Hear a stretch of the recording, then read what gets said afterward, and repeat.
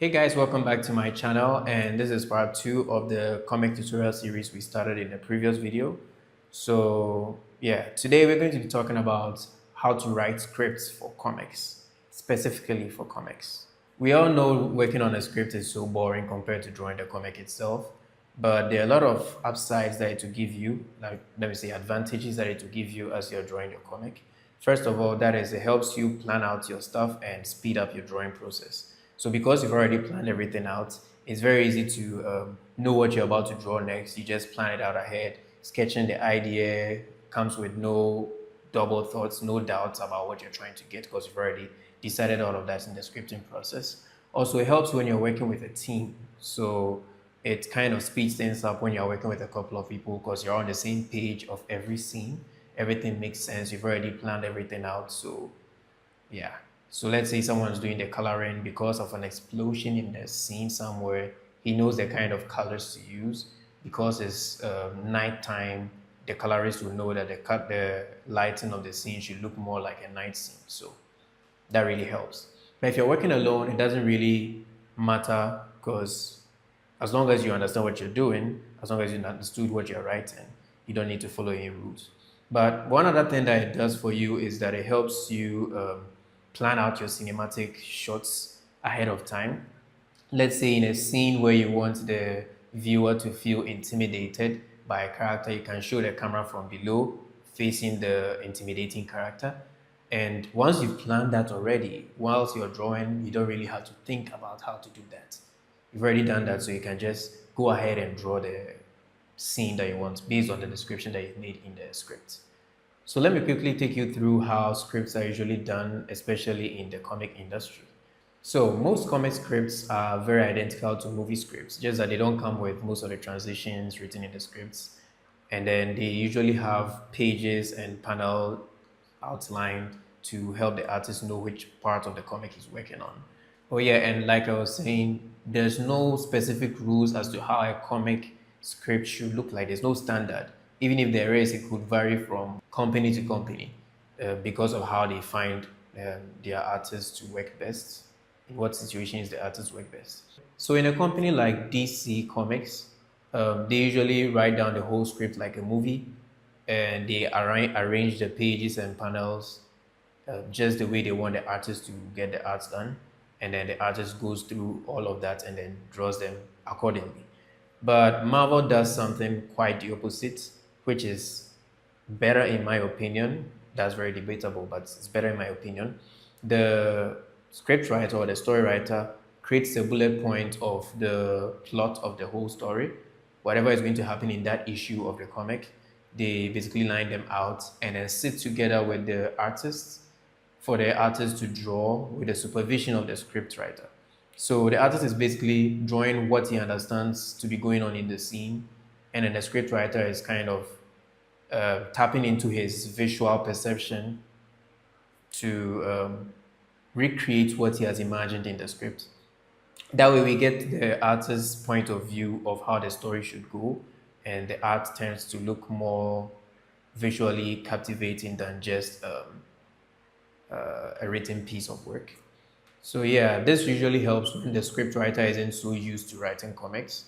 It kind of helps him get an experience as to how to depict certain scenes because the artists usually know what scenes work best when it comes to visually telling the story, not just by words, but by what you look at. So for me, I prefer to use the Marvel method because it works best for me. Mostly, I don't even work with other people when it comes to my comics, so I get to be free with how I go about it. So I usually jot down the bullet points like Marvel does it, and then I base on that to sketch the scenes roughly. Then I kind of roughly write down the things I want them to say in the scenes because that kind of helps me to understand how the characters in the comic feel and know how they want to express that. As I'm drawing it, I can imagine it. It works best for me. Maybe it's because I've been an artist my whole life. So I draw more than I write. So I prefer to have the story plotted down, draw it, then get the script detailed out. So I'm going to show you how I write my scripts. I'm going to show you one of my scripts I've been working on as an example for this video. So you get to see how I arrange it, and then turn it into an artwork.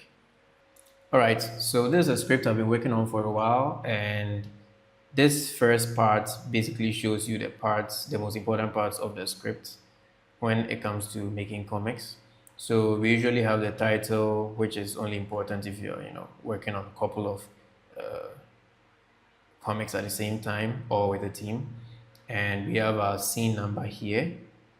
This is very important because it helps you to differentiate the mood of every scene when you're working with other people, especially when you're working with someone who works on colors.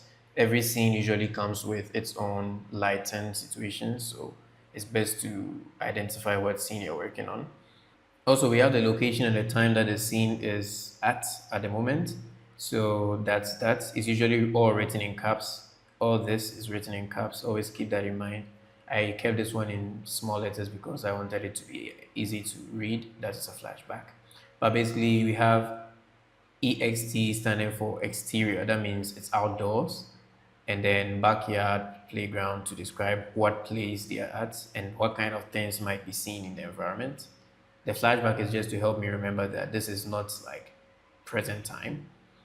And then the day is to show what time of the day it is. This really helps the colorists and then the people who will be drawing because there are certain things that go on in the day that don't go on in the night. So, yeah.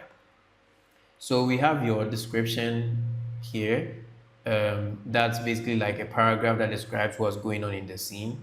It goes straight to the point because it's like being a spy and then you happen to be at a scene and you are giving information of what's going on in real time. So it's like present continuous tense all the time. So you see lying face down on the ground. I won't say was lying or has been lying or lay on the ground. Lying. I'm saying it directly as if I'm looking at it and I'm telling you on a phone call. It's more like a descriptive part of the script where most of the words look like you're reading a novel, sort of. And then we have our dialogue, which is always centered. That helps you to differentiate where the conversations are going and then the descriptions of the scene are going. So the dialogue is what in movies most of the actors will be interested in reading because they need to know what they're going to say and how they're going to say it because the description of how they're saying it is also put there. So it's best to put the description of how the person is saying what he's saying in brackets right under the name. The name is always supposed to be in caps, and then what they say is, continued at the bottom. So that's basically the main parts of a script when it comes to film. But for comics, sometimes you see page one written here like that. But I kind of try to avoid that because it it prevents me from seeing exactly how the page is going when I'm drawing. So I prefer to be drawing and then looking at the number of things I'll have to draw per description. I'll know exactly how to arrange the pages and then the page numbers to go with it. So most people write like page one, then they write panel one. Then maybe over here they write panel two. But that would mean that you have to describe exactly what's going on in each panel. And I don't prefer exactly that, even though that works. I prefer to just go ahead and then look at these and then identify where I want my page numbers to be and then sketch it out as I'm drawing. Like I said, if you're working with a team, it's best you write the page number and then the panel number. But if you're working alone, it's much easier to write it this way if you're like someone like me who prefers to draw the scenes before like going too much deeper into the dialogue, the things that they'll be saying. So I basically write things like this to help me get a glimpse of what I want. Sometimes even in points, like I was saying, and then I look at that to draw. All right, so this is what I was talking about when I said bullet points of a story. So I sit down, I create bullet points of what I want to be happening in the story. So let's say maybe the first scene, the character is born, the second scene. I just want to say, let's say the first part of the story is about the childhood of the character. I just put a bullet point, childhood. The next bullet point would be like maybe when he's a teenager. Then I go on to break those bullet points down into other bullet points, and then it eventually becomes a full story. So as you can see here in the script, the plot that I have here, I've made bullet points of things that are happening, events that are going on in each scene, and that will help me break it down eventually into a full script. So I usually like drawing directly from here.